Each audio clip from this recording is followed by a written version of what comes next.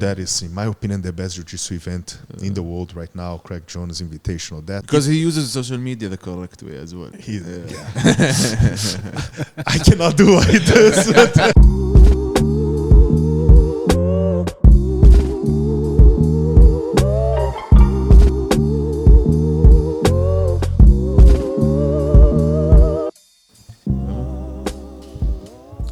Assalamu alaikum. Welcome everybody to another episode of the Holo Talk. Today we have PFL's Vice President, Gustavo Firmino. Welcome, Gustavo. Thank you. A pleasure to be be here with you guys. I was really looking forward to it. Looking into your background, I see you have a pretty diverse journey. You started from IT, telecom, now to the fight game, MMA. So I want to know what was the turning point that made you, or that pulled you to the fight game? Yeah, that's a very interesting story, and I'm asked quite often about that. But yeah, when people look at my LinkedIn, I do have a degree in computer science, had an MBA, and most of my career, in corporate career, if you will, was in IT. But I've been always involved with martial arts. I think started with my father watching Bruce Lee videos and movies when I was really young, 5 to 10 years old. So I trained karate and judo when I was really young. Jiu-jitsu I started late. I think I was already 19 to 20 years old when I started jiu-jitsu. But when I moved to Amsterdam, I was working in IT. So it's a sort of solution architect, design engineer for networks for banks. Most of the clients I had. So that was my job. But at some point I started doing jiu-jitsu again. I had a break of 4 years, then I started jiu-jitsu again, and I just got super addicted. And I was kind of training in a semi-professional level, doing super fights, tournaments, and at some point in my life I was like, okay, I cannot work with IT anymore. I just I didn't give me the passion, and it's literally what I didn't want to do. And I was at some point that I was almost quitting my job just to teach jiu-jitsu, to teach yoga. That was like where I was going toward to. But at that point, long story short, because if I give all the details, it's going to get complicated. But I went to take a fight in Dublin, Ireland, for an event called Celtic Gladiators, and I lost that fight. Actually, the guy who beat me, I think he won the European jiu-jitsu tournaments a bunch of times, so no shame on that. But I lost by points. But I met someone, a Brazilian, who was in contact with the guys in Bahrain to help them bring Brave event to Brazil. And then got to know each other. And then, long story short, I got connected with Mr. Mohammed Shahid from Brave, and then we worked together to bring the first international Brave event to Brazil, and then I joined Brave. So it was right place, right time. Got to know, and then I switched to an industry that, honestly, I'm an MMA fan, hardcore fan. I never thought I would be working with MMA. So it was kind of surreal when it happened. And then so that's when I switched my career totally to MMA. It's crazy. It's insane. Especially knowing you're a solution architect, like that's where you started. So we work hand in hand with solution architects, and I know the amount of time they required, especially doing background research on the platforms that they're bringing in, the applications and all of that. Like, where did you find the time to do Brazilian Jiu-Jitsu? Or were you the type of person that once the job is done, that's it, I don't take anything back home with me? Yeah, that's interesting. So I started Jiu-Jitsu, I was still in Brazil. Then I moved to Amsterdam. In the first, how it goes when you get a new job and you get a promotion, you get very devoted, and that was like my life for 3 to 4 years. So I was not training jiu-jitsu at all. I was always, going to the gym, lifting weights. Was always had that fitness mindset, but I was not training jiu-jitsu at all. But then at some point, I watched the documentary of Keenan Cornelius. That changed my life. The documentary, he talks about finding who he is and his passions and going after it. He basically quit his studies to move, if I remember correctly, to move to California to train under André Galvão and to take his career with jiu-jitsu serious. And I watched that documentary one day after work, and I said, that's my passion, that's who I am, it's martial arts. So after that, then I started to make sure I had time to include jiu-jitsu in my routine, either before starting to work or after work, or even during lunchtime.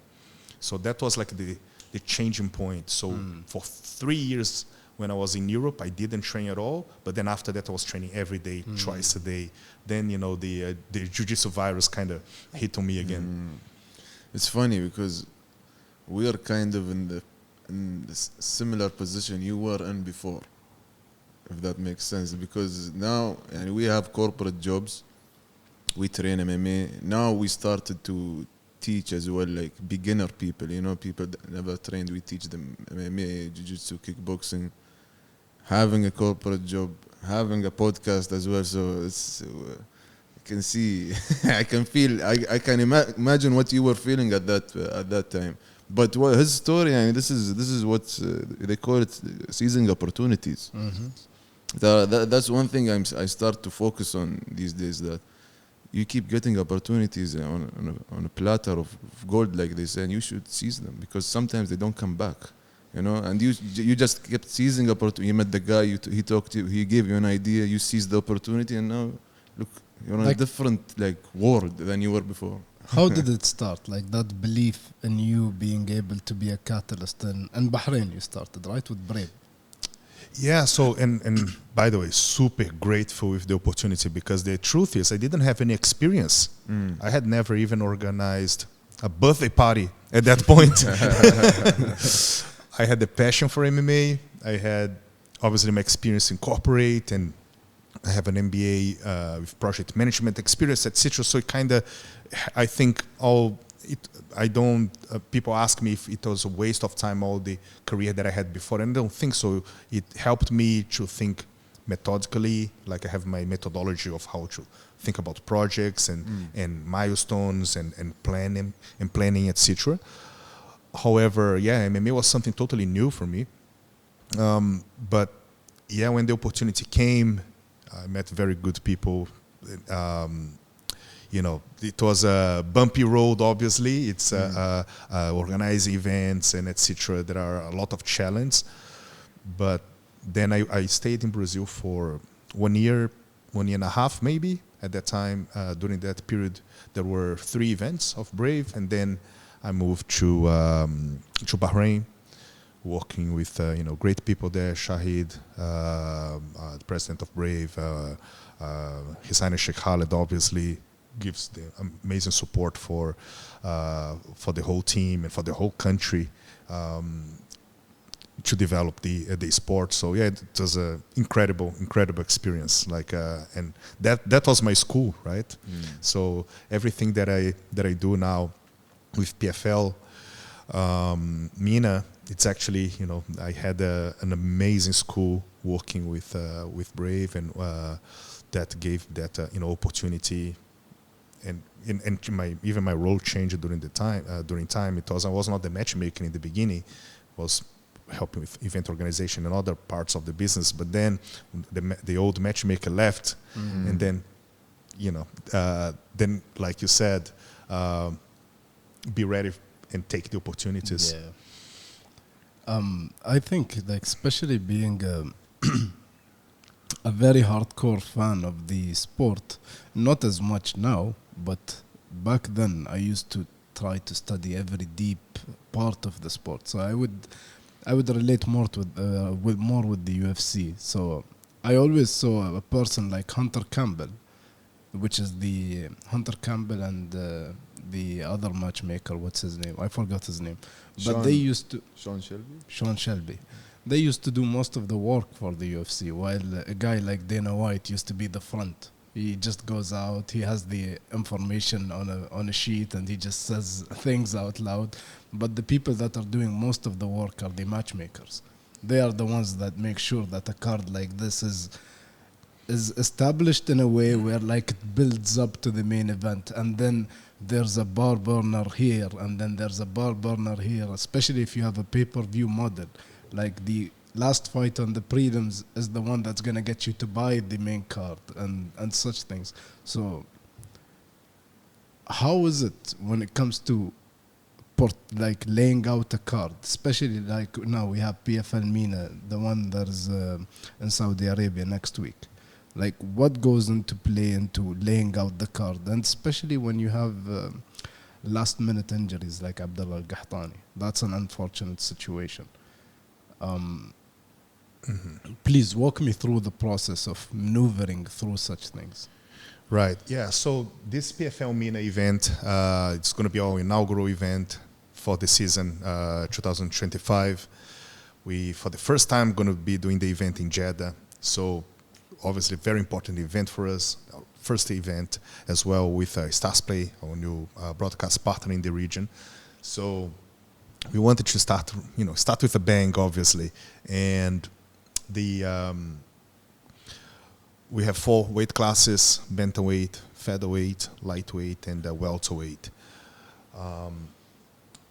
The featherweight division, especially looking comparing to the division of 2024, it has been like refreshed.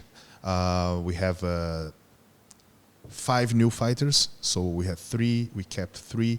So Islam Reda, Abdullah Al-Qahtani, we are going to talk. Unfortunately, he's injured, and Abdul Rahman Al-Hazat. The other 5 new names. So it was something new to the scene. I think we would bring some very exciting matchups. So yeah, we chose to go ahead with the featherweights and the lightweights, who always deliver some good fights as well. I mean, just on top of my head, last year, Sohail versus Mosen was maybe fight of the year. So we chose first the weight classes, and also because going back to Jeddah, we wanted to bring a very anticipated rematch of Islam Reda versus Abdullah Al-Qahtani. They fought in Jeddah over 6 years ago, December 2018.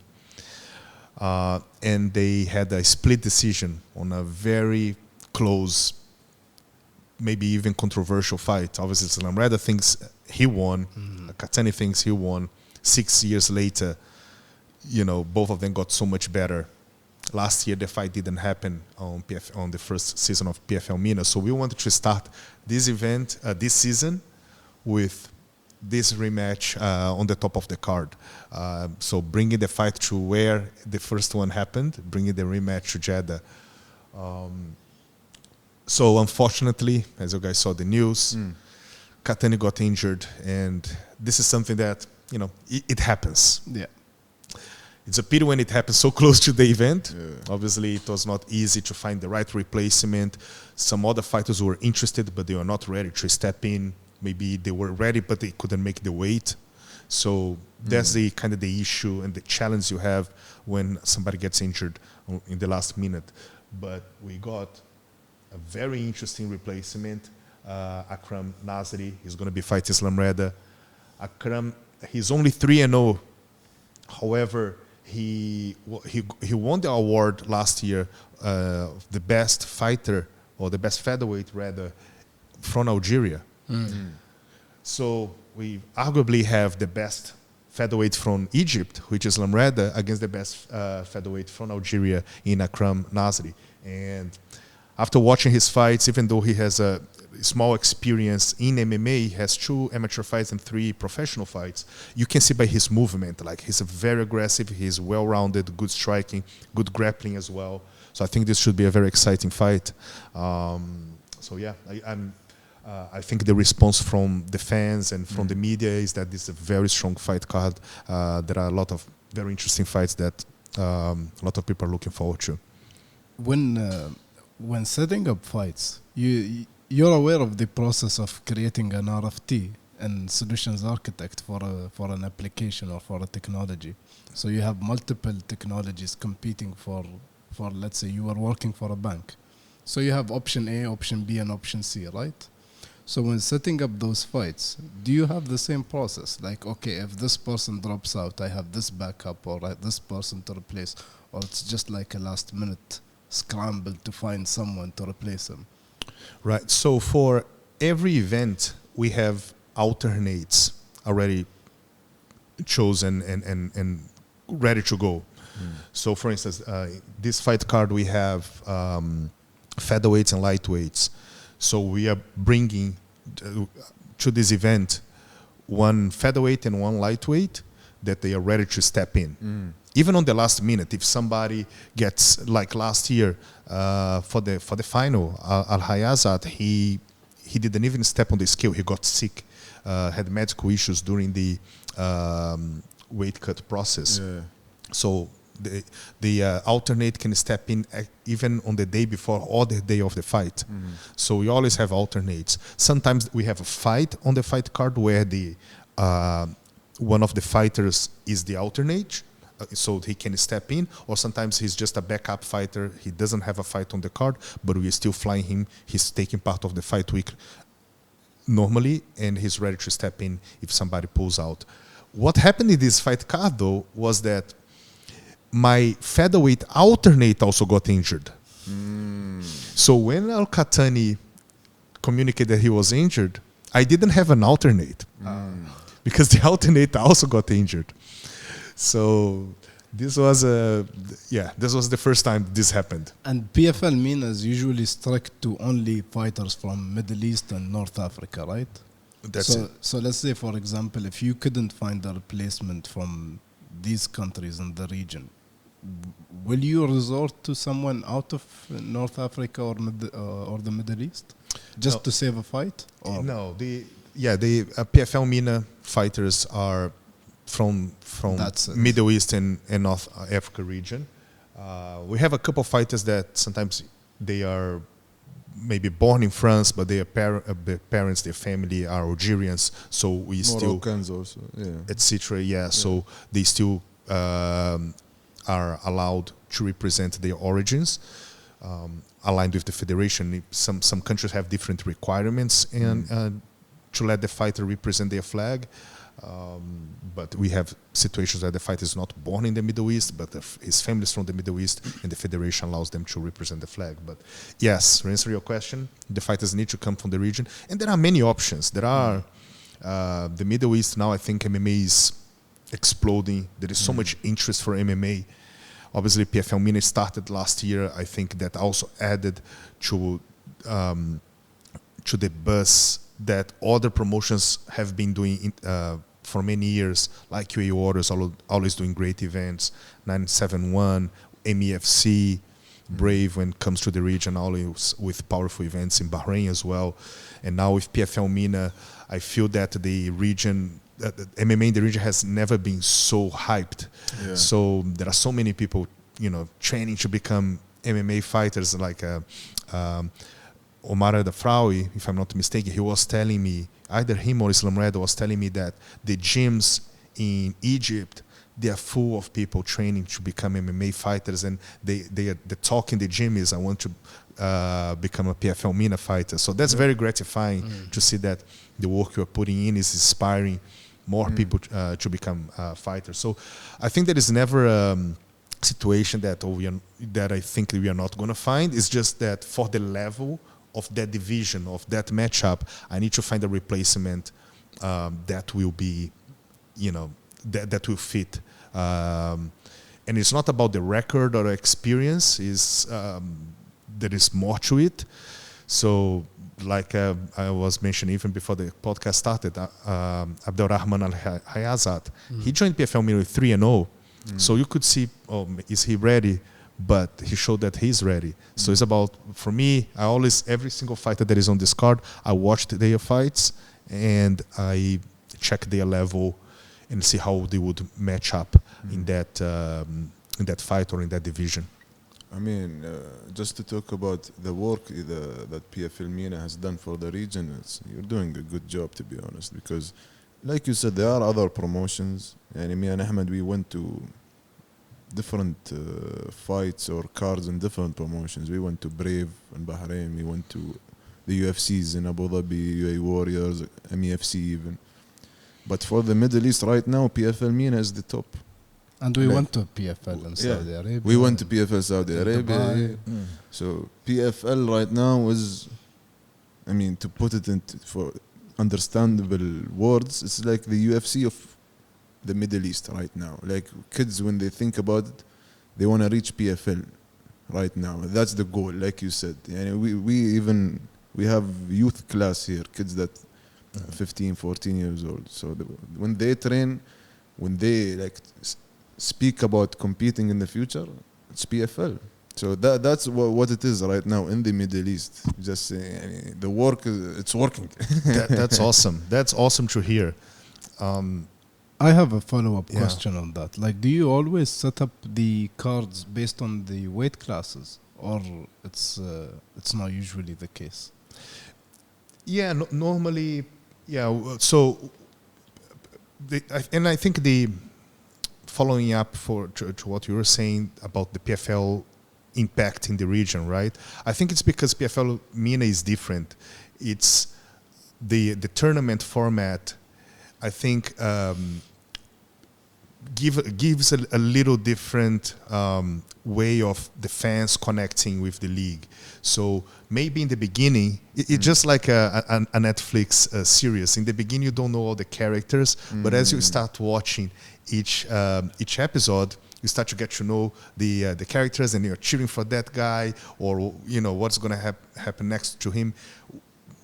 PFL Mena and the regional PFL leagues with the tournament format, that's kind of what happened. You watch the first event, and then you start to get to know the fighters as it goes, and then I think your interest may increase. And obviously there are storylines that we always do. For example, if a fighter passed through the first phase, there might be a rematch from many years in the making, on the semifinals or potentially on the finals. There are so many different things we can do with this tournament format that with just a single event you cannot do, right?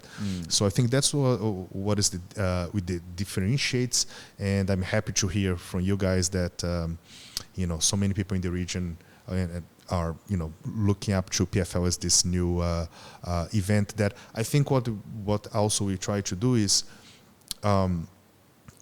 get fighters and champions from other organizations, and we become like this platform where let's see who is the best. Because here you cannot choose your opponent. It's tournament format. Obviously the fighters, they must be able to be healthy and train safely during the entire year, because if they get injured, we are not going to move the fight to another date. So it's a different thing to be able to compete in a tournament and be the champion. So that's the reason it doesn't matter what happens at the end. The fighter who wins, he is the best. He was the best in staying ready, staying out of trouble, and being able to train safely and get to the end of this journey.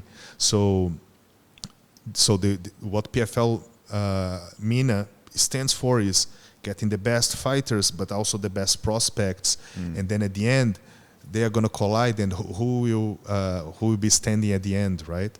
It could be a veteran, but in some occasions, as we saw in the past, the prospects, they may run through the veterans. So it's interesting to see that collision as well, and to test the prospects and see where they are at.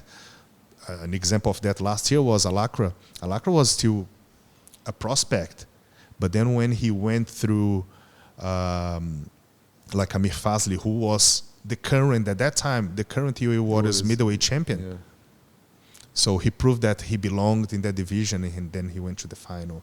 So That's what I think is interesting as well, is this collision of eras sometimes. This leads me to my next question. Before going to Al-Agra, I want to speak about his next fight. This league format or the championship format, because through my previous knowledge on the PFL, I know that especially with the signing of Francis Ngannou, I remember from one of their press releases is that they're trying to implement a Champions League, which is because now you have PFL Mena, you have PFL Africa, they're trying, or is it established, PFL Africa? It's just starting this year, yes. Okay, so you have PFL Africa, and then you have the normal PFL. And they're trying to bring the champions from all over the place, and then they're going to create like a Champions League where all the champions from these different PFL regions compete into one big competition, and then a world champion for every division is going to be defined. Like, what's the roadmap on that? What's the progress on that? Where are we with implementing such Champions League? Yes, definitely. So that's the long-term vision of PFL. The founders, Pete Murray, Don Davis, they spoke many times about that, is to create the Champions League of MMA. And the roadmap to get there is to implement the regional leagues. So obviously, we already have PFL Europe. PFL Mena was established last year. This year, PFL Africa is being implemented.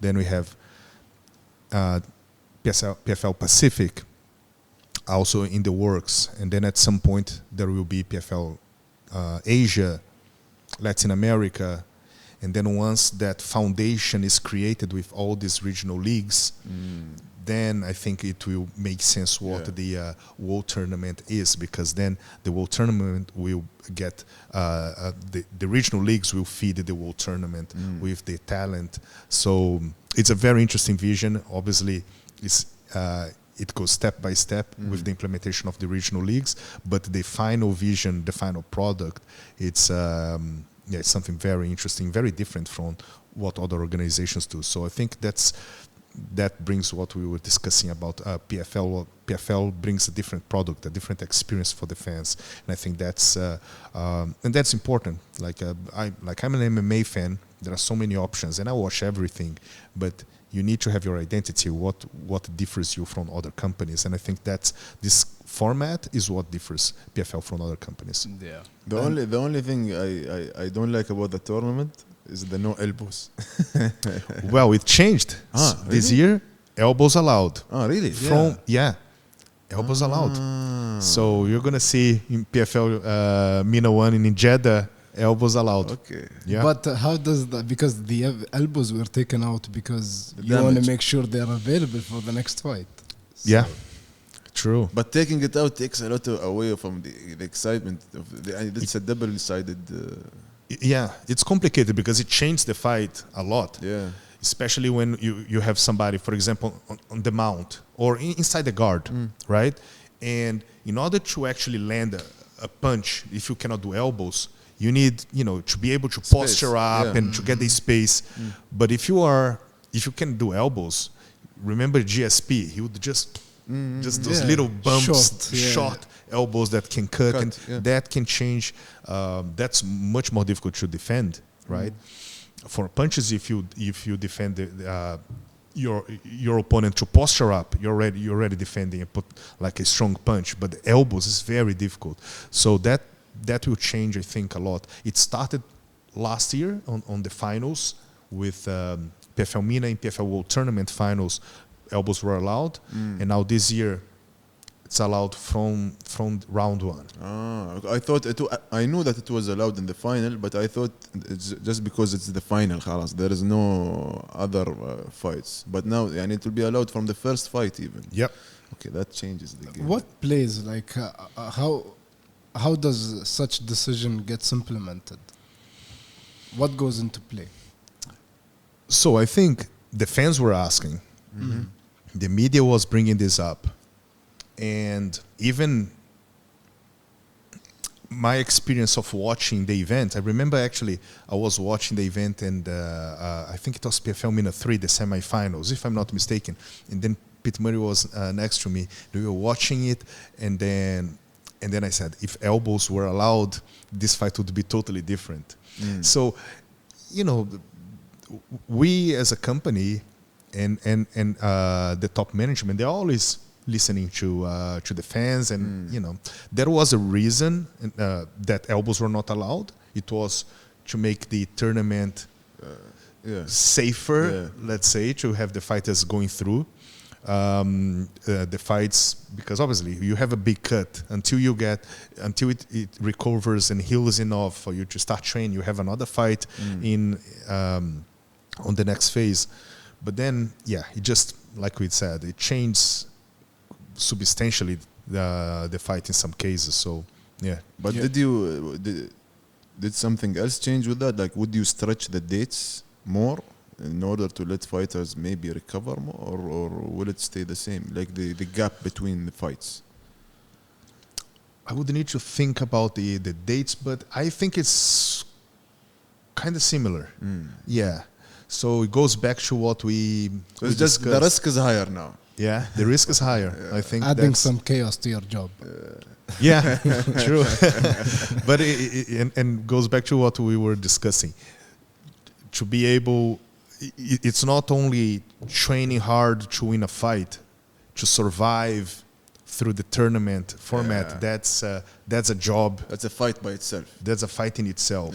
So choosing the right training partners, you know, that will be there to help you and not to injure you. You know, I think all that is a part of creating a smart training camp. And obviously accidents happen, right? I'm not saying, but you being able to control your training environment, I think that's a big part of for the fighters to be able to train and go through a tournament like this. And I don't want to put you on the spot, so you don't have to answer if you don't have one. But what's next for Omar al-Dhafrawi? Like, his last fight was versus Muhammad al-Aqra, and I can be biased in my opinion because Muhammad al-Aqra is a friend of mine. But what do you see next for the champion, Omar? Yeah, and by the way, I love both guys. Like Omar.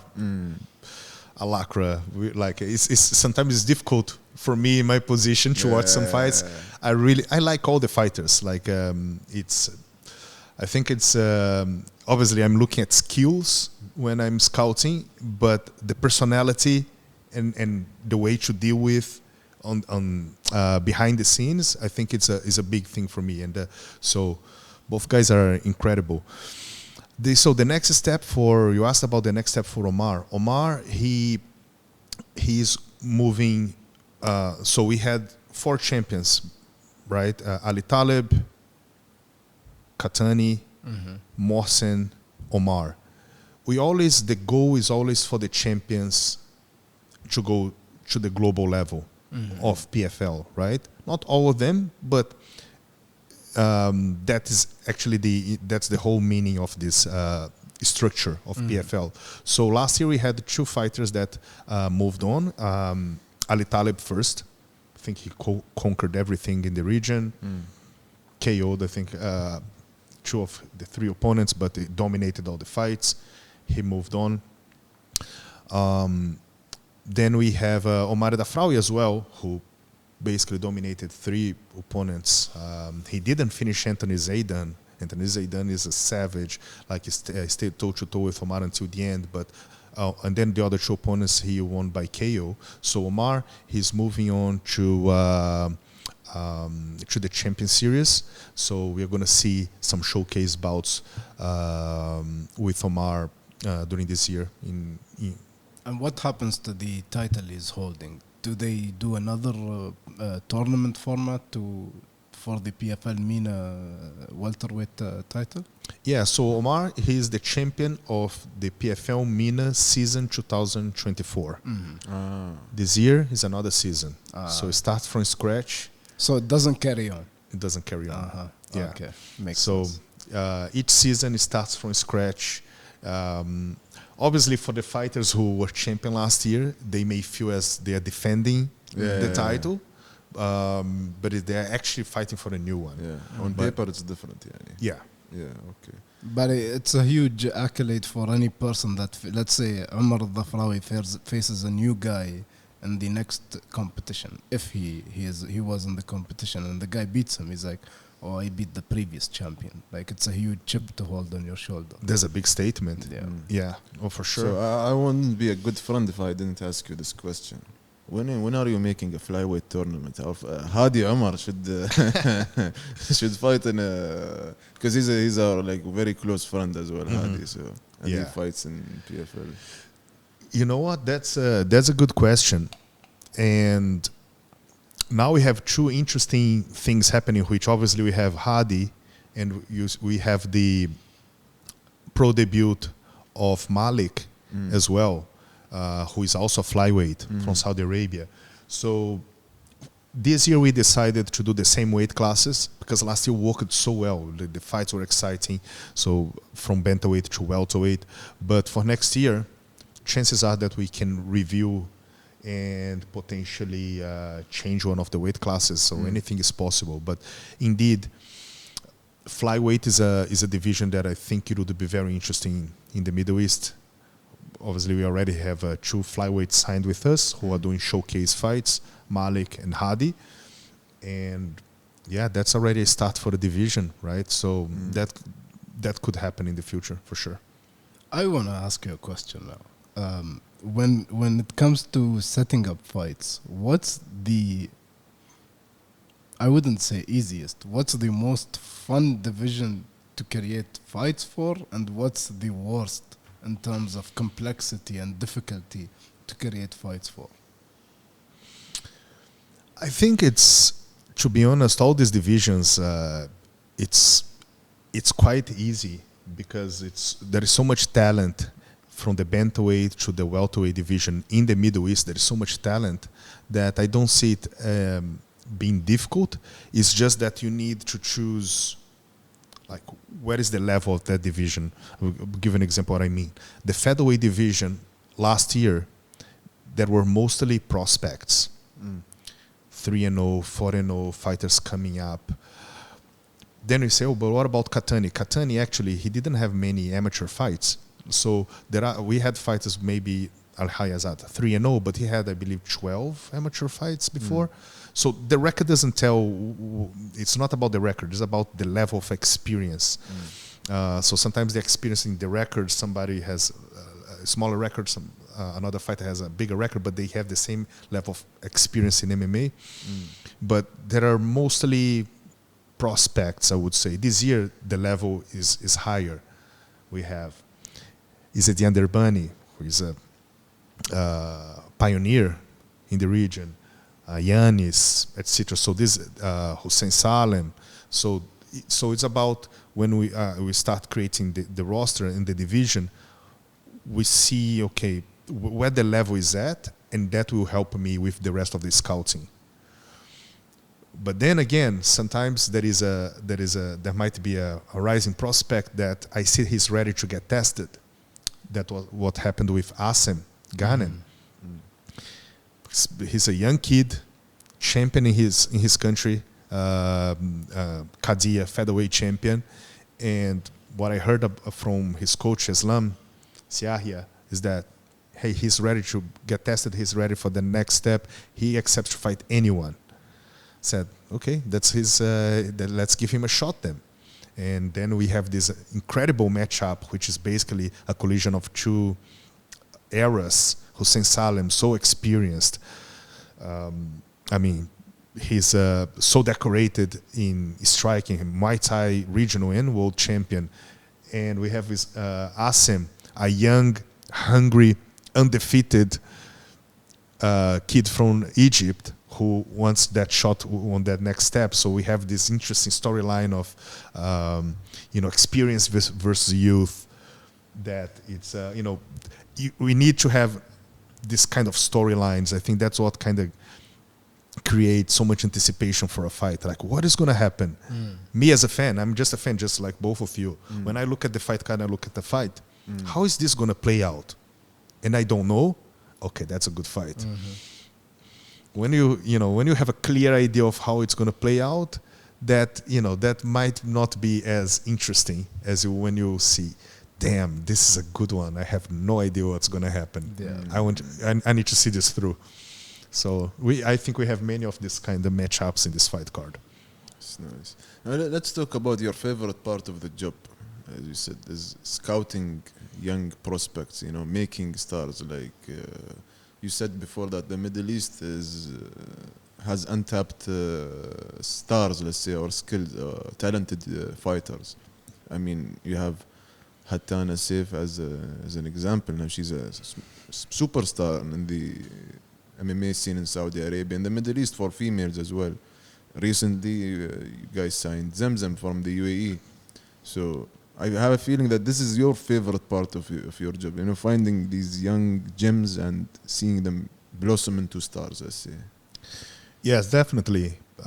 Signing fighters and identifying the potential talents and the prospects when they are young, that's very gratifying. Obviously, we need to have a strong league. We need to have a mix of experience and prospects, as I mentioned. But if I just go there and sign, the champions of all the regional organizations, that's actually the easiest part, right? But to identify these young prospects up and coming, and like Hatan, like Zamzam, I think that's the most gratifying, one of the most gratifying parts of the job, and to see them succeeding. And it's very interesting, but again, also when we have an athlete like Hatan signed and it become huge news, I can't imagine how many people, how many women she's inspiring in Saudi Arabia and in the Middle East to start training MMA, to see that path is possible, right? So obviously the grassroots development program that all the regional federations do, the Saudi MMA Federation, the UAE MMA Federation, they do an incredible job supporting their fighters, hosting regional events. And through those regional events, I'm able to watch and see these prospects growing.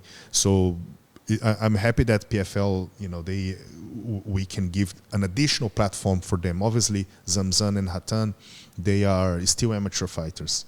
They still have a long way to go before they become professional. So they are still going to compete on their IMMAF world tournaments. They're still going to compete in amateur for the federations or competitions. So what we're going to do is to give them one additional platform for them to display their skills. And we are going to be bringing opponents for them. It's a chance for the opponents to shine as well and get him on our radar to potentially sign them in a long-term agreement as well. So I think it's just good for the whole sport, for the growth of the whole sport, and to inspiring the next generations when we get a fighter like Zamzam, and we see how the media and the fans are embracing, seeing her where she's reaching through her, incredible dedication. I mean, she's been training jiu-jitsu since she was like 4 or 5, right? So, and I think all coming to this point of her getting signed by PFL, and so she has this new platform as well. I think that's good for the sport in the region. Obviously, she has a lot of responsibility now to carry to defend the UAE flag under PFL, and I look forward to seeing her continued development in her amateur career, and further down the road turning to be a professional as well. I have 2 questions from my side, especially since you mentioned that she can continue doing IMMAF and stuff like that. It struck up a question in me. Like, when you host the amateur fights on the PFL, how is it sanctioned? Like, how do you... Because in the IMMAF, it falls under the IMMAF Federation. They set up the rules, so you're still an amateur under their... But now you're fighting for a professional fighting promotion. How do you like how do you sanction it to maintain the amateur? How do you call it? You understand what I'm trying to say? Yeah, yeah. Like Yeah, so when we do amateur fights on the PFL, they still follow the same rules. So it's amateur rules. Not only the amateur fights, but the whole event is sanctioned by the federation, actually. So we bring judges and The referees are from the federation. yeah. So for let's say an event in Saudi, we bring judges and referees from the federation. from international who are for the especially for the professional fights. Obviously, the commissions here regionally they are still developing, right? So depending on the, for professional fights, we still bring some referees and some judges from abroad who are used to work for big events on a weekly basis, The basically. International Mixed Martial Arts Federation. So we bring them, and they work under the sanction of the local federation, like the Saudi MMA Federation, which helps them to develop their staff as well. So even, for example, as an example, Bashir from Saudi, he used to work on mostly amateur fights, but last year and this year he's already being assigned because the international staff that we bring help with this development of the local federation. So he's going to start working on professional fights this year as well. But yeah,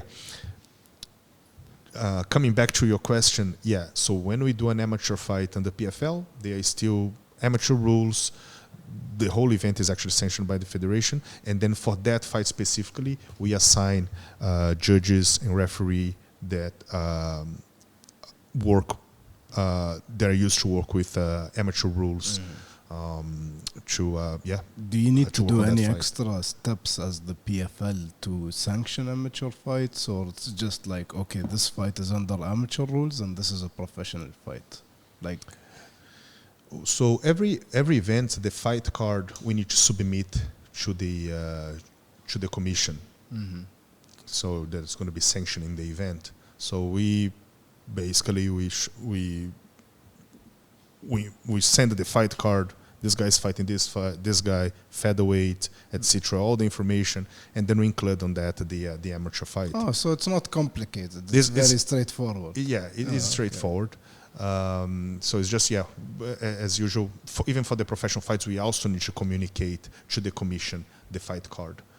Okay, the second question I had was like when signing a fighter that especially like Zamzam is under 18. Like what thought process goes into making that decision? Because I mean, essentially it's a risk and it can be controversial in some conditions, in some situations, especially like Emirati fighter under 18, a female fighting under a professional promotion. So like how does the scouting process works for her? She turns 18 end of this year, towards the end of this year. Yeah. So she's so I think that also helps. She's tall, and so she is going to be turning 18 end of this year. In terms of what I understand now, she's still fighting MMA under the youth IMMAF rules, which don't allow strikes to the head. Once she turns 18, she would start being able to fight under the senior rules, which basically is the full-on amateur rules. So she signed with us, but about when she will be able to make her debut, then it's a conversation we need to have with her coaches, with her mom, and the federation as well, to make sure that she's doing her debut. But it's going to be an amateur fight, so it's not going to be anything different than what she's doing already. So she's going to just do an amateur fight. Inshallah. Yeah. And please don't put her on the prelims if she comes in Dubai. Make her start the main card. Yeah. Learn from your Saudi Arabia lessons. Yeah, no, I can imagine that it's going to be big when she Yeah, fights it in Dubai, huh?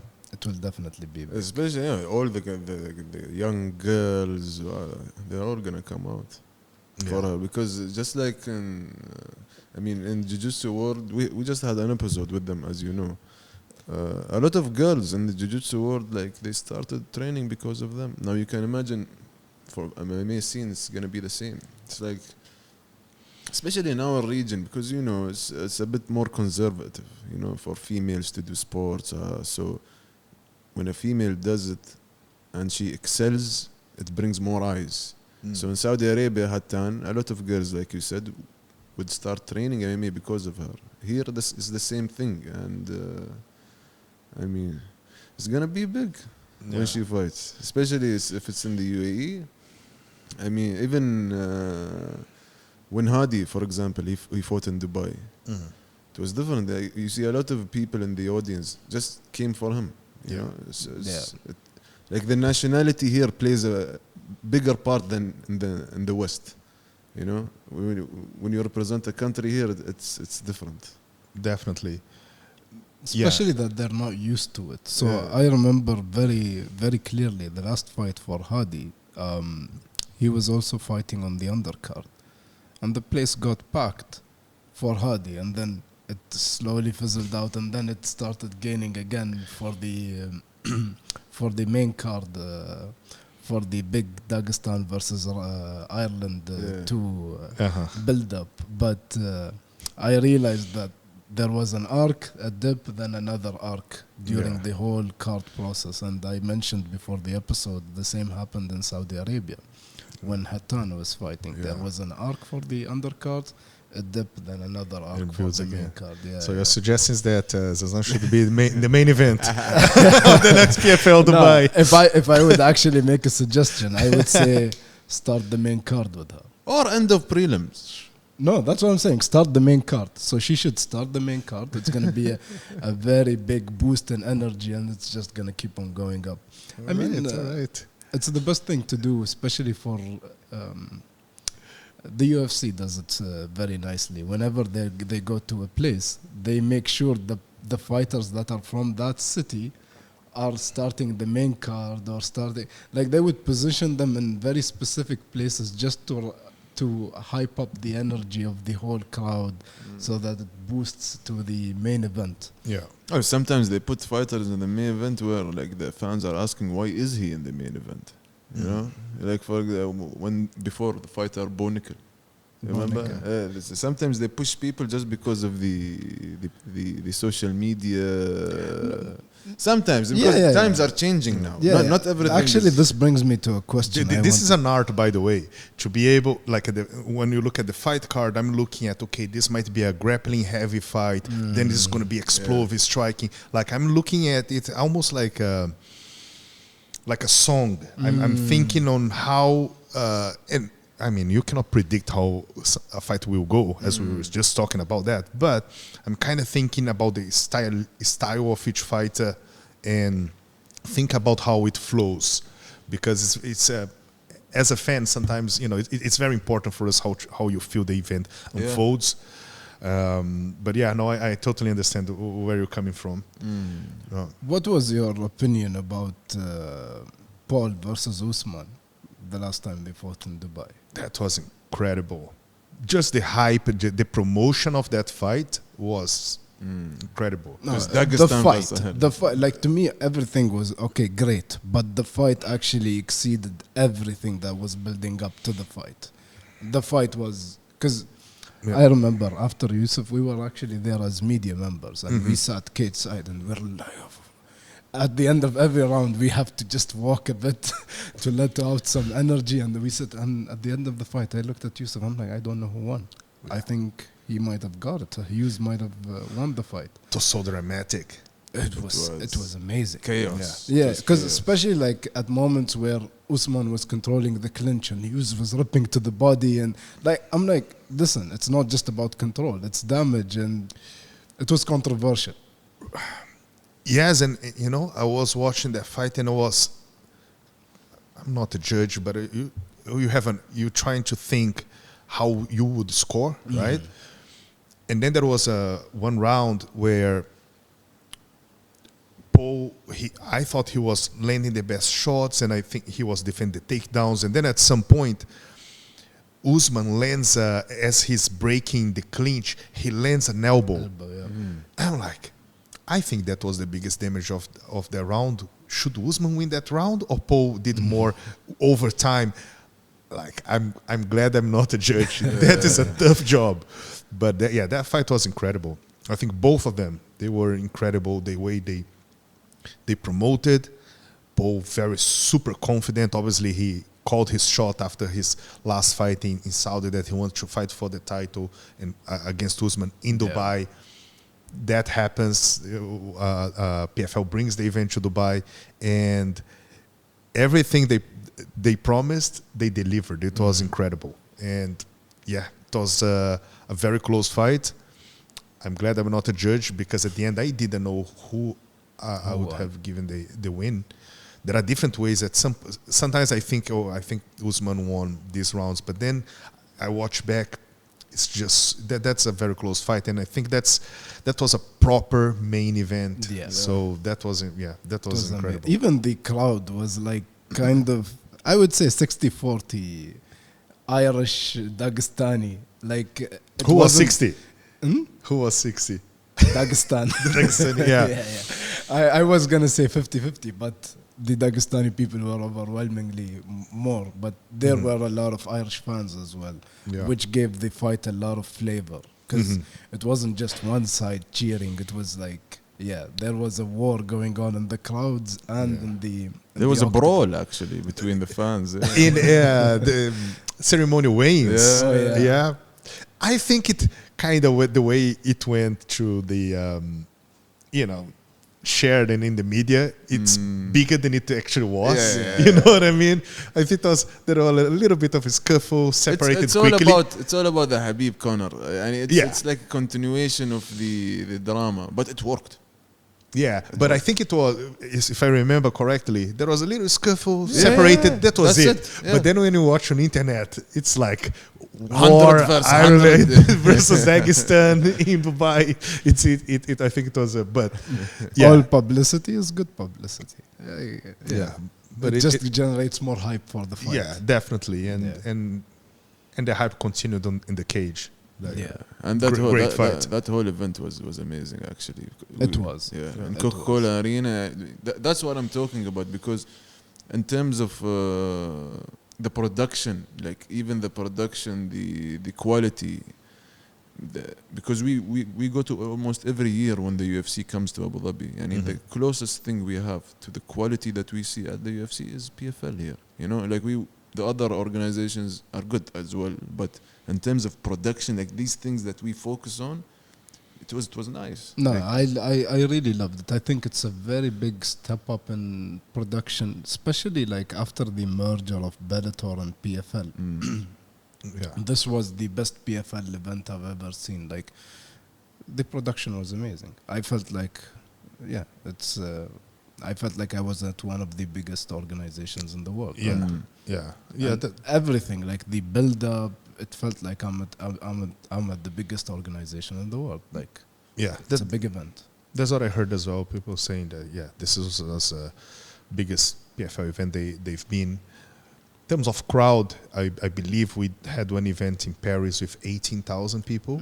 It was a bigger arena. When what's his name? Cedric Doumbé. Cedric Doumbé. In Baku, I think and on that event we had 18,000. But it was sold out. Coca-Cola Arena with 10,000. But the energy was electric. It was really good. Especially one of our friends, again, Hadi, fought on that event, and we see the local support.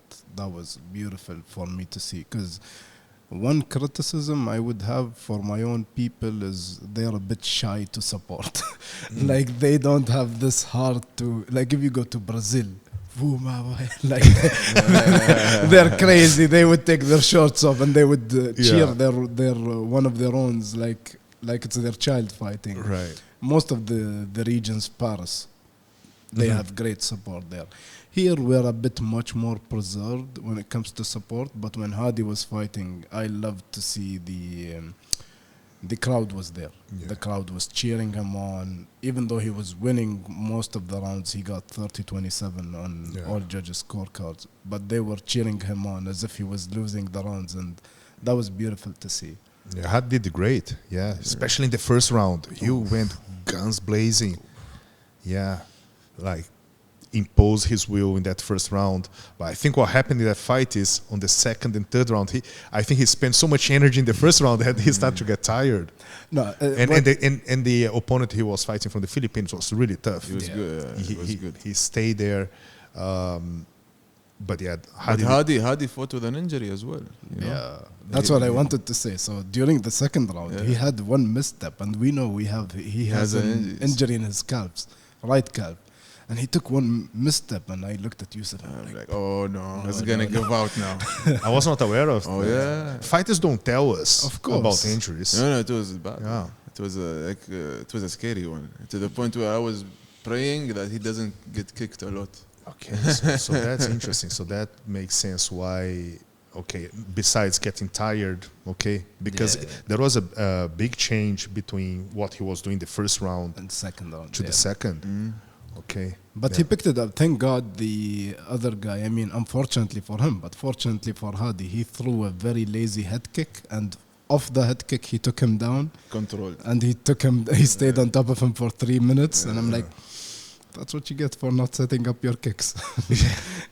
Yeah, because the people don't know, like the fighters behind the scenes. Like, I mean, and just to give a glimpse of it before the fight, but like 2 weeks, we were sitting here in this very place with Hadi, because sometimes before their fights they prepare in my gym here. So we were talking like he was in the point where he didn't know if he was gonna fight or not. It was bad, you know. And of course we said no. Oh yeah, he this said is PFL Dubai. You have to do it. It was to that point Oh, that yeah. he was considering not to fight. Yeah. He said he will test himself for 1 week, so the fight was 2 weeks away. He said, give me this week, I will test myself, because we also shot an episode with him. And he's like, I sat with him one day before the episode, and he's sitting with me, he's like, depressed. We sat here for 2 hours just speaking. He's like, I don't know what am I going to speak about tomorrow. I'm not even sure I'm going to make it to the fight.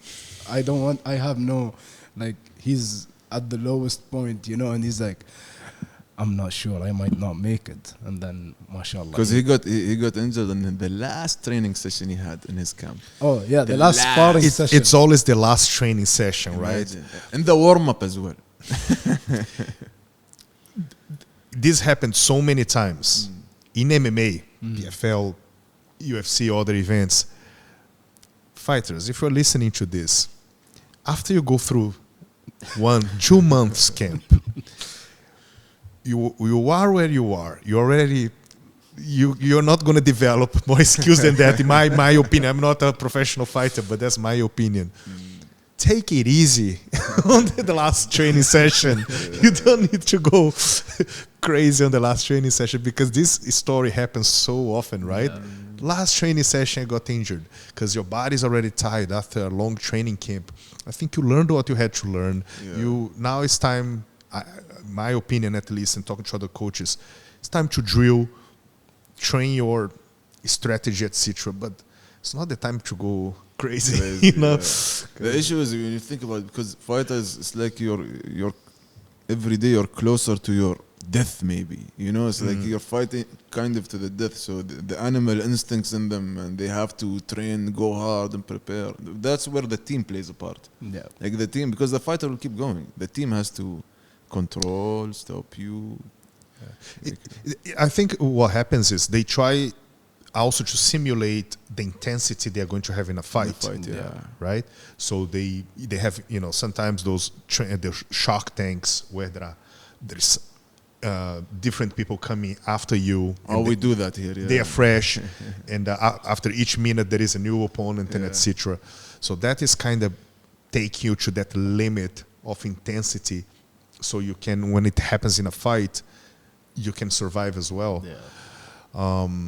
But yeah, it's just like I heard that so many times. Like a fight, the last training session. It happened with me. I was last year. I wasn't probably the best shape of my life. I was gonna train. I was training for ADCC Indonesia. My God, I just remembered about that. So I'm talking about the fight as it happened with me as well. So I was in best shape of my life. Dropped weight. I was just ready to go.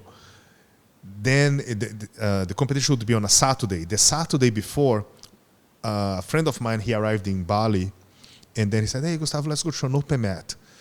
Then I'm like, "Oh, I want to rest. I don't want to do sparring anymore." Then went to watch, but then perfect mat, different sizes, different belts. I said, "You know what? Let me do a little bit of some flow rolling here." Then I did. The last round, I went against there was a purple belt. Hey, let's roll. You never say no, right? Let's roll. It was a little bit more spazzy, wild, and then in a weird transition, twisted my knee out of the tournament. So last sparring session. So you're talking to a guy that did 3 knee surgeries, by the way. You did 3 knee surgeries? Yeah. Unfortunately. Wow. 2 of them were in fight camps as well. I never had any surgery. Alhamdulillah. But so many knee injuries. I don't have my LCL on my right knee. Yeah. Exploded in a training session. You just totally torn. I live without an LCL. You just pray every morning that it stays intact. I don't know if some magic happened and it connected again, because I literally don't feel any difference. No, knock on wood. I don't know what happened, but the MRI showed my LCL totally disconnected.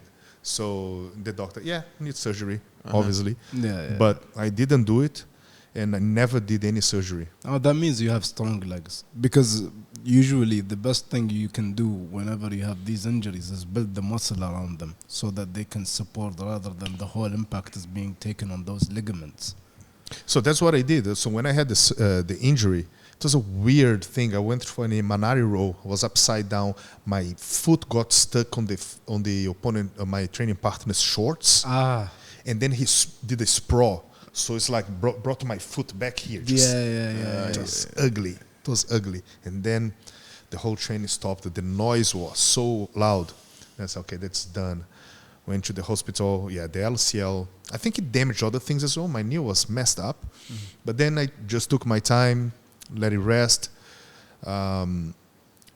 Physiotherapy. And I remember Cristiano Marcelo from Curitiba, obviously legend, and I trained under him for a long time.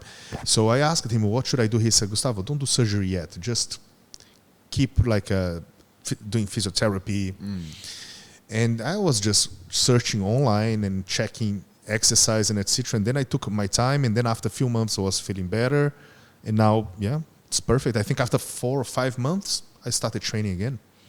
I never did surgery. I actually am curious. I think I should do an MRI now just to see how it is. Because I wonder if I stimulated it to reconnect somehow. Did you ever think about like stem cells and stuff? You know anything about them? I see a lot of fighters and athletes doing.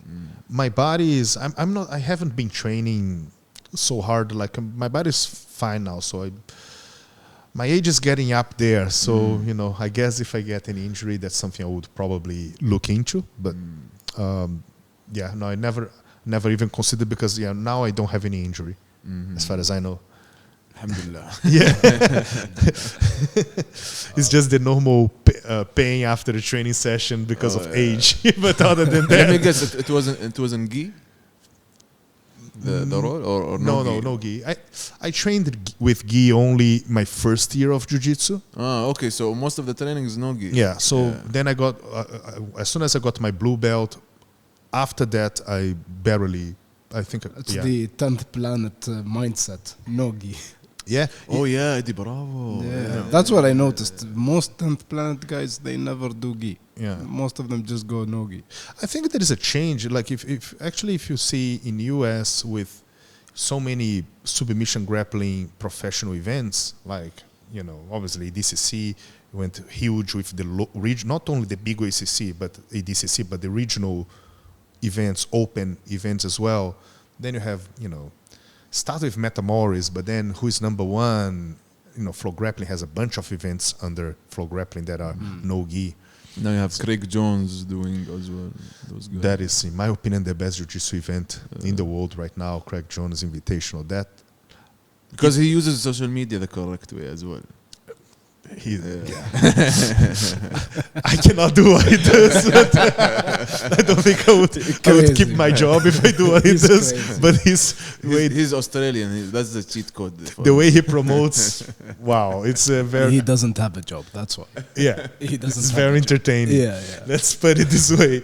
But yeah, the first Craig Jones Invitational, I remember, waking up. I think, it was in the morning. Bali time in Indonesia, right? Then I started watching, and I think each event lasted about 3 hours. I didn't disconnect for a moment. I was ordering food and kept watching. It was so entertaining. Like the rules, even small things like the fighter after winning, he going to the board and writing his name on the next phase. So many cool things. It was fun. It was fun to watch. And I was actually wondering if I was going to like the rounds, because normally I don't like rounds in jiu-jitsu. I like 10, 15 minutes, whatever. So a friend of mine, Mitch, who is, you probably see him with Craig Jones a lot. They are very close friends, and he has the brand of sunglasses, Oscar and Frank, like best sunglasses in the world, by the way. Check it out. I should be wearing one now here. But he's friends with Craig Jones, and etc. sponsors him. And I was talking to Mitch and saying, bro, amazing idea. I think I'm looking forward to it. However, I'm not so sure about the rounds. Are you guys sure about it? But hey, it worked. Yeah, it was a great event. Is it the one where he fought, the main event was him and the woman? Gabi Garcia. It was not the main event, but it was a featured feature fight. I still remember when the interviews they had, him and Gabi Garcia. Did you see when they did a face off? And he kissed her. No, bro. When the fight was about to start, and he went with some pants, and then that was he's a fun guy too. That's a fun guy. Let's see this year. This year they changed the format. Now they are going to do the kind of quintet format. So it's going to be team versus team. Oh, quintet. Yeah. So I'm looking forward to it. That's interesting. Yeah. Team versus team. Yeah. So he made peace with John Danaher apparently. So really? So John Danaher will have his team competing as well. So I think I'm not following that much. But when the king is back, he always wins. I don't think Gordon is competing. He's sixth. I think he's. Do you know he has this stomach thing? Yeah. I'm not following. I've obviously been busy with. Also, I haven't been following the jiu-jitsu drama and jiu-jitsu things too closely. But I think John Danaher, New Wave, they have a team. 10th Planet, Atos, B team. So it's gonna be. Yeah, I'm looking forward to it. Do you have any ideas of implementing the same kind of fun fundamentals into PFL, or do you want to keep it a structured sport? Like any innovative one, for example. You mean صح in different fights, grappling fights? Not necessarily. I mean, that's a part of it, like a part of keeping it intriguing. It's not just one sport. Like ONE FC has the Muay Thai fights, they have BJJ fights, and they have the mixed martial arts fight. But I'm speaking more of, let's say, for example, you remember Pride? You watched Pride? Yeah, so Pride, they used to go crazy with the entrances. The UFC, they came back and they toned it down, and now they're trying to make it just like a fundamental sport. Everything is straight to the point, very professional, no more promotional logos on the gear. Yeah. But the PFL, do you guys have any meetings where you guys discuss any ideas to make the sport a bit more innovative? Yeah, so me personally, as an MMA fan, when I watch an MMA event, I want to watch MMA. So I don't know how, I'm just speaking for myself, not the organization, but I personally don't like when the rules change, or it's a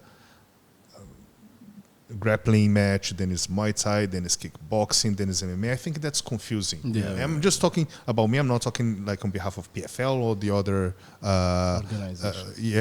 other people in my organization. That's just myself. So I don't know if they have a different vision, but as far as I know, it's only MMA. I think what differs, one thing we talked about, the tournament format. Tournaments, yeah. I think it's like here in the Middle East where I have more feedback from the fighters, from the fans, from the media. I think it worked really well. Everybody was excited about the tournament format last year and the way it kind of was unfolded.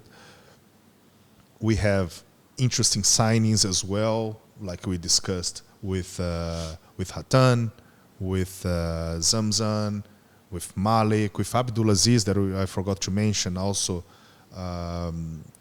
Prospect from Saudi Arabia, champion of the Saudi Games last year, who is signed and is going to be doing amateur fights in the PFL as well. So, and with these young prospects, they connect to the fans in a different way. I think that's the reason we see this buzz when Hatan, when these amateur athletes, when they're fighting, because they connect with the fans in a different way. It's very interesting. And another thing you guys might have seen is PFL Europe will have a football player doing his doing his MMA debut. Yeah. So so that's going to be interesting as well. So I think PFL is already doing a lot of different things from other organizations, right?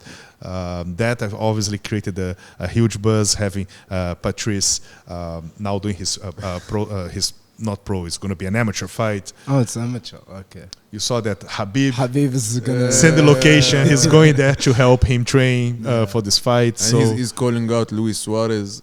There you go. So that's something different that we bring to the table as well. Yeah. Imagine you pull that off. Luis Suarez against Patrice Evra. MMA fight. Imagine. Biting allowed. That's what I was going to say. That's awesome. Yusuf, you have any more questions you want to ask? Yeah, we're good. I'm just. Are there any upcoming exciting news or events other than the next week event that you want to highlight as well? Yeah. Maybe I have a question for you guys. Which fight of this fight card are you guys most excited and looking forward to? صراحة I want to see الحسني. Like I want to see. Which one? Yusuf al-Husani. The Emirati guy. Because he was supposed to fight on the last card and he dropped out. I want to see where he is at right now. His last fight was in MEFC. So Right. this is Almost 1 year ago. Yeah. So this is his PFL debut, right, Yusuf? This will be his PFL debut. Yeah. So I'm excited to see Inshallah. what he has to offer. But other than that, unfortunately, I was excited for Qahtani. But and of course, the main event. I'm excited for them, Muhammad, because I know Muhammad Sifi is a heavy hitter. Yeah. He's a heavy hitter. I saw him live, I think, the Iranian. But mashallah, most Iranian guys, they come swinging like... Yeah. But Hayasat, because the tournament, he looked very good.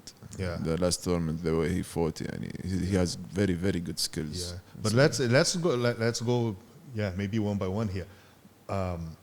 Mousem versus Ahmed El Sisi. Ahmed El Sisi was alternate twice last year, so he was signed and ready to fight anyone. And then we make this fight. Obviously, Mousem is a dangerous, scary striker, but so is Ahmed El Sisi. Yeah. he's a powerful individual. You meet him in person, you can see that the power he carries, and that's a crazy fight.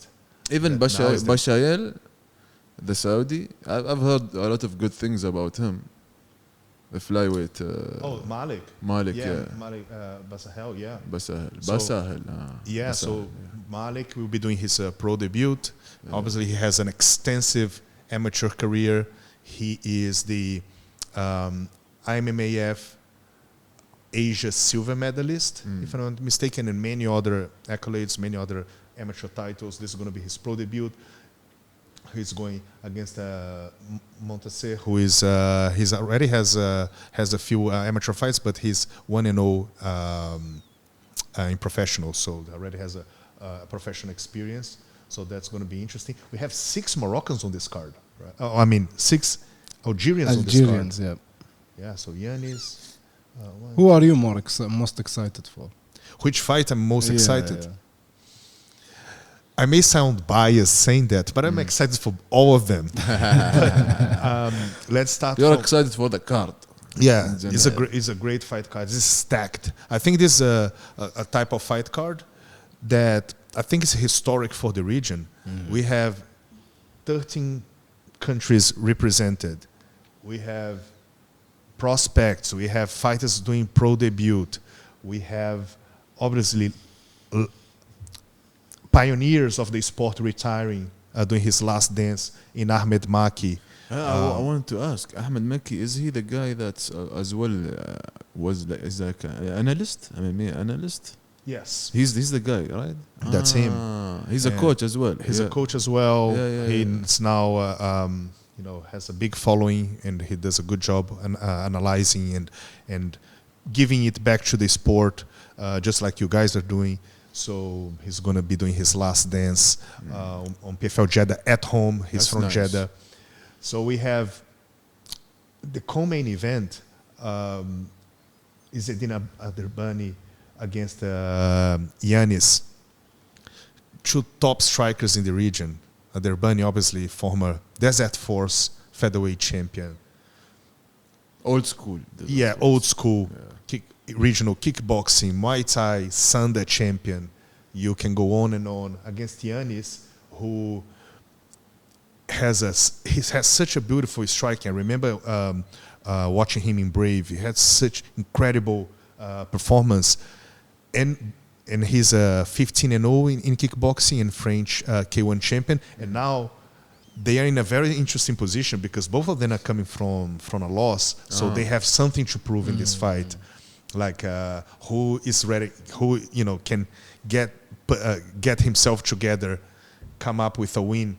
Striker versus striker is a very fair matchup, and to go to the next phase. So each of these fights, I can tell you a little bit of a story behind it. There is a reason, there is a purpose for this fight. We have Salah Hamli versus Abbas Khan. Both fighters are from a boxing background, and they are actually very well-rounded. They are good wrestlers as well. That's a very interesting matchup. Salah obviously never tasted defeat. 8-0. Unknown in the region because he competed only in Spain. He lives in Spain. But Moroccan and is coming as a new blood into the scene against Abbas Khan. Al-Hiyazat versus Taha. Both undefeated. Al-Hiyazat is probably with that chip on his shoulder. He feels that last year's title is his because he beat the champion, but he didn't make it to the final. That's the truth. So he's coming back to reclaim what he believes it's his. So that's and both are basically strikers as well, but Taha showed that he has submission skills Al-Hiyazat, he beat Katani by taking him down. And he had good control. Good control. Taha, he showed that he has he's dangerous from the bottom as well. So very interesting matchup. One of my favorites is Hussein Salem versus Asim. Asim from Egypt. Yeah. As we were speaking, undefeated, Kadia champion, young kid, 23 years old, going against Hussein Salem, who is already from Iraq, well known in the region, Muay Thai regional and world champion, experienced guy. So that's we have the youth versus the experience. That should be an interesting matchup. This looks like a. We're supposed to, by the way, we're supposed to fly in for the card, but I have to go to Sri Lanka for a wedding.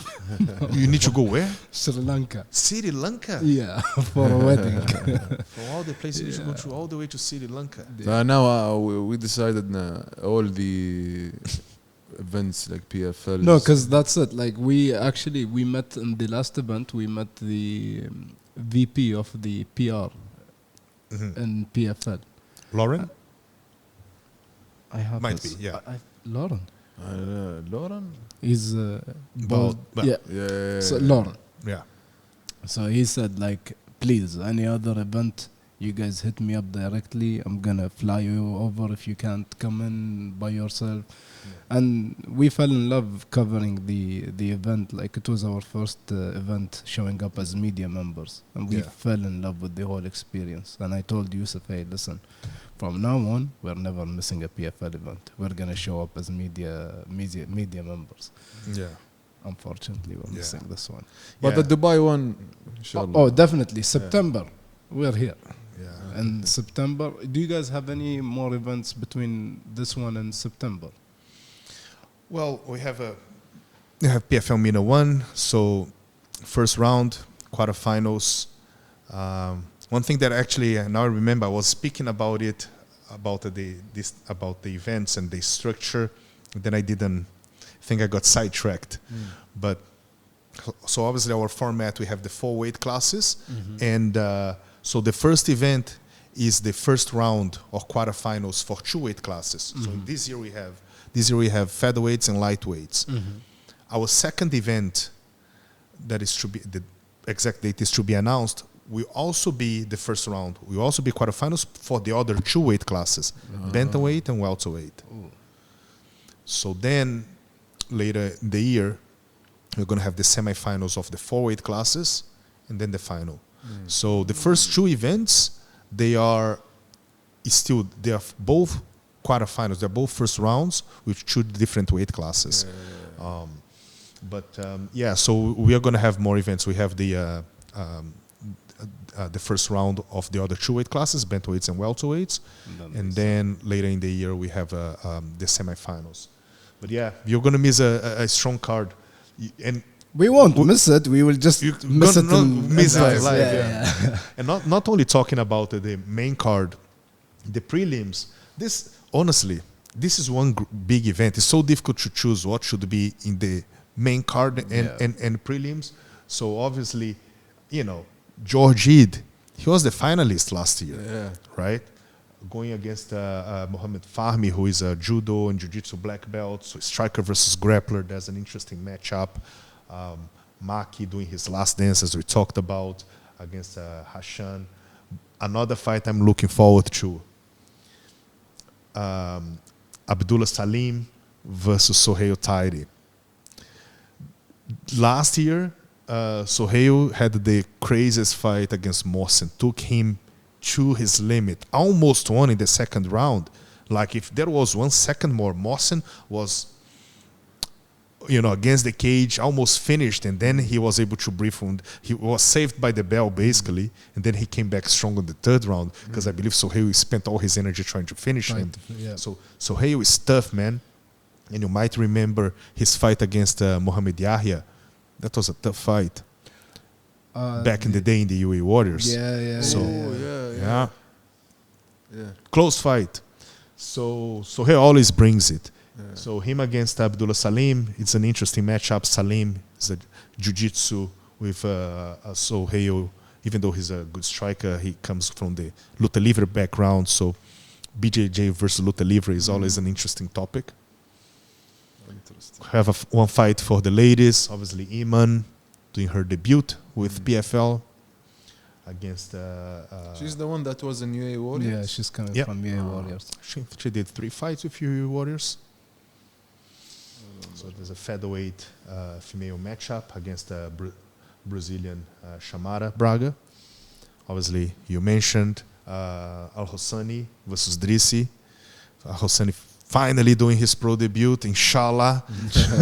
We are 1 week away. Please stay safe. The last time he got injured, he was supposed to fight on PFL Dubai. Yeah. But looks like he's ready to go. He had a different opponent, but then from Tunisia, Nader Saval, he got injured, so he got a replacement, Drissi, from Algeria. And the debut of Abdulaziz, Saudi Games 2024 champion, and he's going to be facing another Algerian in his debut, Fares. So yeah, that's it's a little bit of everything in this fight card. Amateur fights, we have female fight, we have prospects, we have young versus experience, we have duo of styles, or sometimes two of the top fighters in the same aspect of the game when it comes, let's say, striking, Adebani versus Yanis. So there is a little bit of everything in this fight card. I'm very excited as a fan. What time does the fight card start? If you remember. You're putting me on the spot now. I was supposed to know that. I think it's 7 p.m. local time. 7 p.m. Huh? Saudi Arabia. So 7 p.m. Friday, May 9th. In Jeddah, people have to tune in and watch. Don't miss this card. I wish you the best and this card staying intact. I hope you have a beautiful week. Nothing but promotion. Nothing to focus on. Nothing to have to scramble around. Best of luck. Please, if you have anything else to plug, anything else you want to promote, we will try our best to drop this episode by Friday. Friday before the event. Yeah. Okay. Yeah. Nice. First of all, thanks for the opportunity. It was a long time in the making. We've been talking about it, and I'm happy that we made it happen. You guys are doing an incredible job. I've been watching the interviews that I understand that are not in Arabic. But yeah, so it's I'm always down to speak about MMA. It's with good people like you guys. We are just fans, talking about the sport we enjoy. And this fight card, like I said, is the first PFL Mena last year.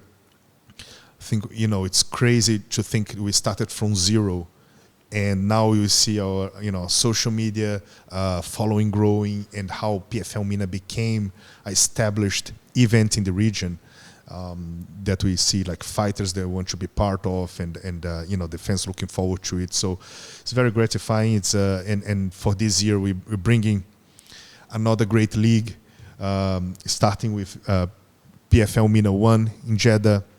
We have 3 Saudi fighters. We have, all kinds of matchups as we just discussed. Prospects, experienced fighters, regional champions. So all kinds of styles and 13 countries represented. So it's a very strong fight card. For the first time for us in Jeddah, as part of Jeddah season. So I'm really looking forward to it. For the Saudi fans, make sure to buy your ticket quickly. Go there, support your local heroes. We have 3 Saudi fighters in this card. Obviously, as I mentioned, Malik doing his pro debut. We have Ahmed Maki doing his last dance, his retirement fight, one of the pioneers of MMA in Saudi Arabia.